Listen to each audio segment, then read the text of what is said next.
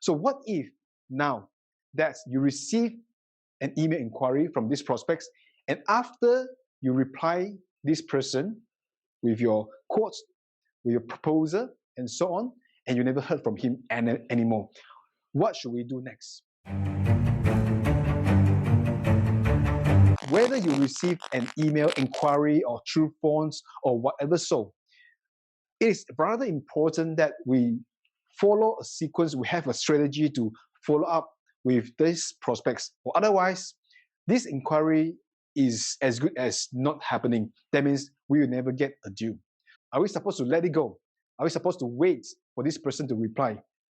Are we supposed to take actions to ask for business?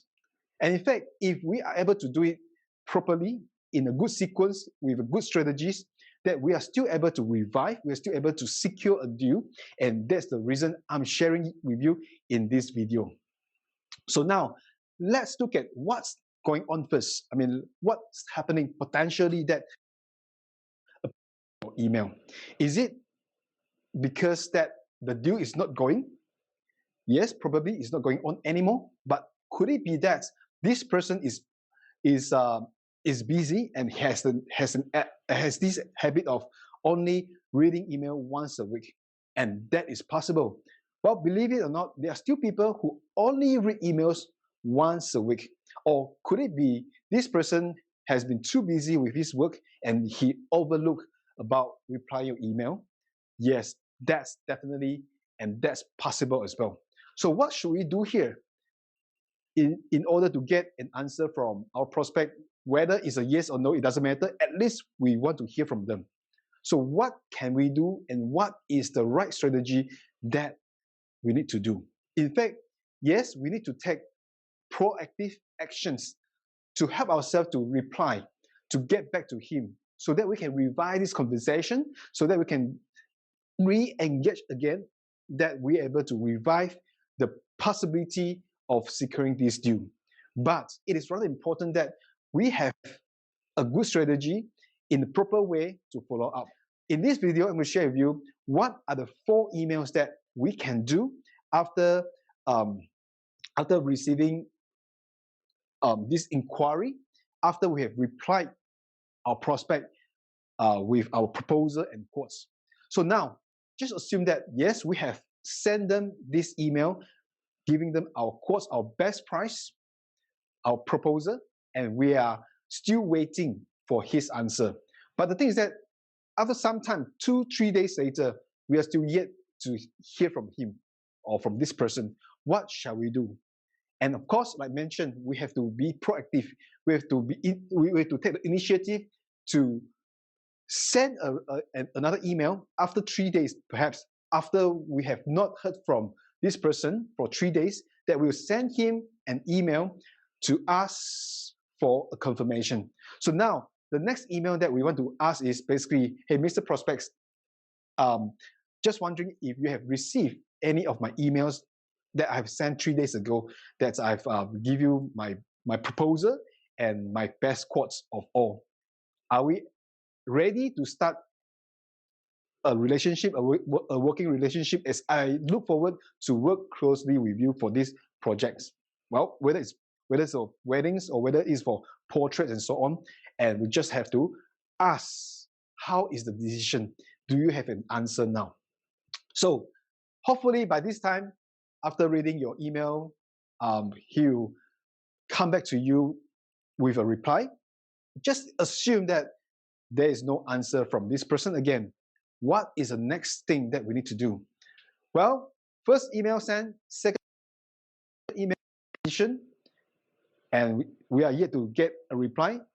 And 2 days later, if we have not heard from this person again, perhaps we can send another follow-up email, which is the second follow-up email,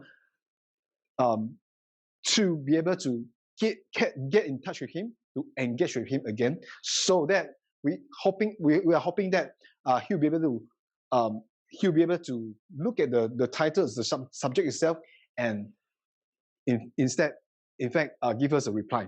So what is the next email that we can do is basically over here, instead of keep asking what's the decision. Now we can change a little bit in terms of our content of the email.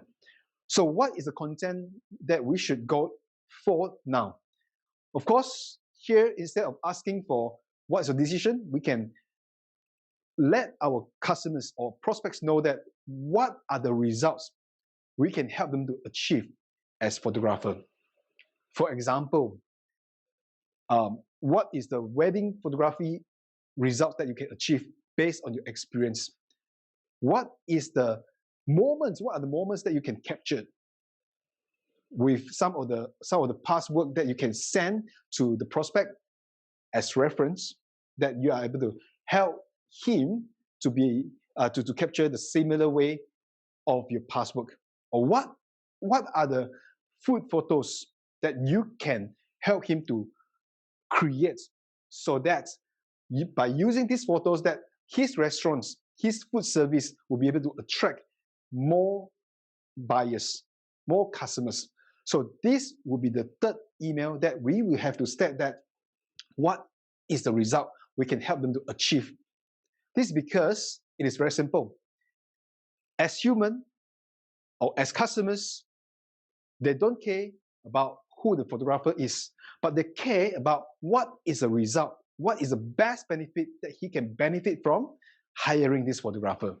So if you are able to tell him that by having you as photographer for the sessions, that you're able to help him to create such and such moments, such and such photos that is attractive enough, that he knows that this will benefit him, and hopefully by this time he'll reply you. Well, just in case he overlooked your email again, just in case he forgot to reply your email, or just in case he only opened his mailbox once a week, and probably he would not be able to answer you, and probably he did not come back to you. Now, what should we do next? Of course, next, perhaps we can, what we can do is, after 2 days without hearing from him, we can send another email with another strategy. So this time, send an email with some testimonies from your past clients. You may request some of your customers, past customers, who have been working with you, happy with your work, to share their experiences, to share about how professional you are, how good you are as a photographer, how well you are to control the environment, how well you are to pose the people, whether in weddings, whether in portrait sessions, or how the photos of the food have helped them to get more business.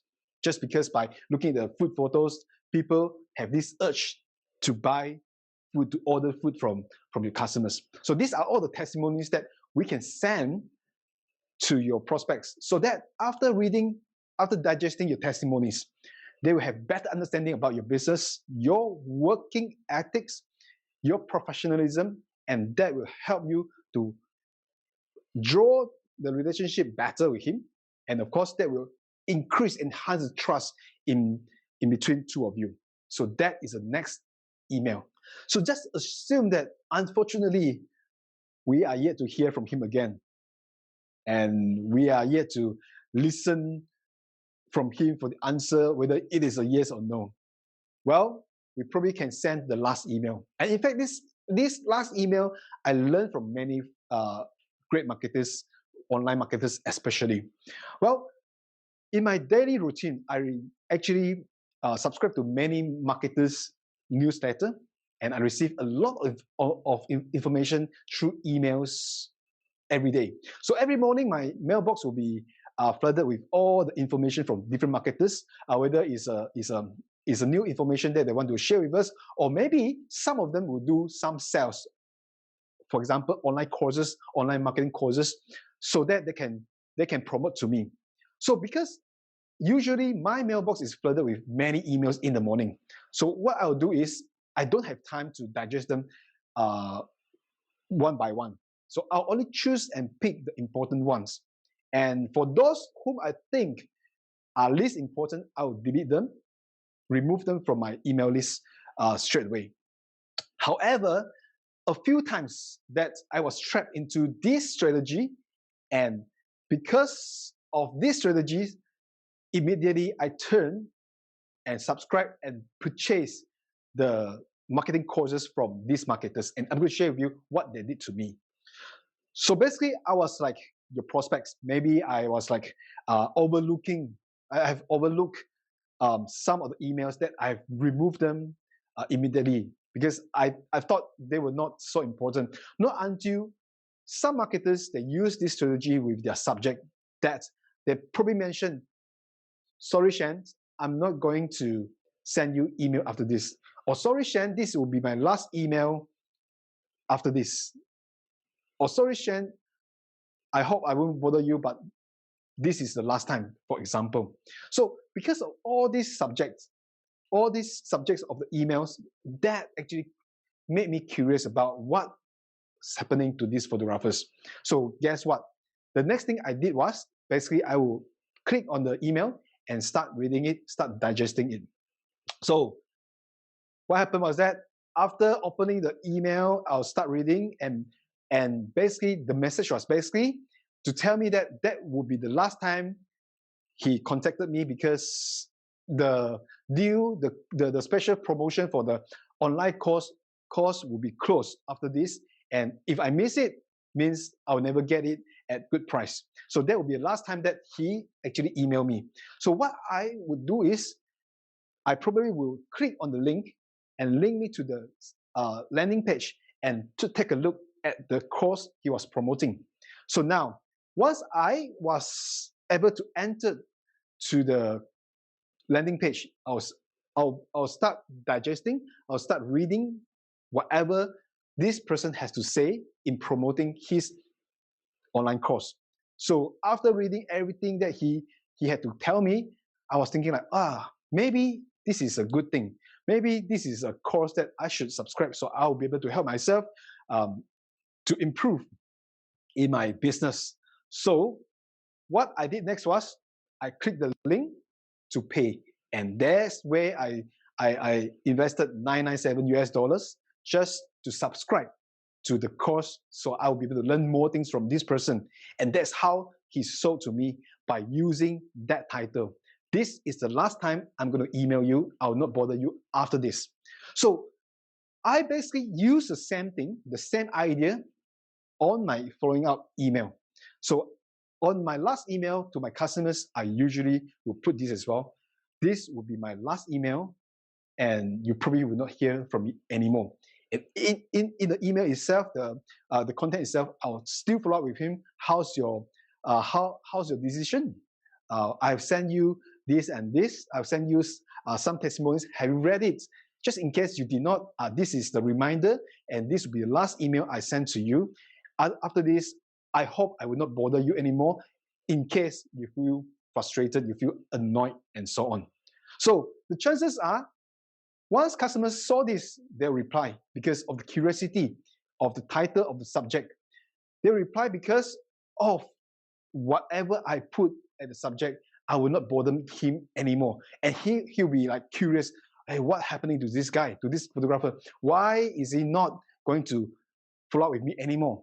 And because of that, as I use the same trap, how other photographers, how other marketers use on me, I was able to capture them, their attention at least, to get an answer. And when your customers reply you in this email, the chances are they will say a yes to you. So that's exactly what is happening to my email following up sequence. So what happened if after this, even after this, there's still no answer, or they have officially say a big no to you, that this deal is not going on due to some reasons? Well, it's okay, because once you have captured their email, once you have their contact, that you can continue to send them emails from time to time, just to keep your relationship, just to be able to keep in touch, just to be able to update them with some latest information you have for them, so that in future, well, we hope that they will come back to us. In future, that when they need a photographer, they probably will think about us. I hope this video will be able to help you to understand how important it is to have a strategy in our email following up sequence. And I hope this can help you to be able to get more sales, get more reply from your prospects. Until then, I catch up with you. But don't forget, if you have anything, just leave a comment at the comment box below and we'll come back to you. Come back more often so we will be able to provide you better ideas in marketing. See you.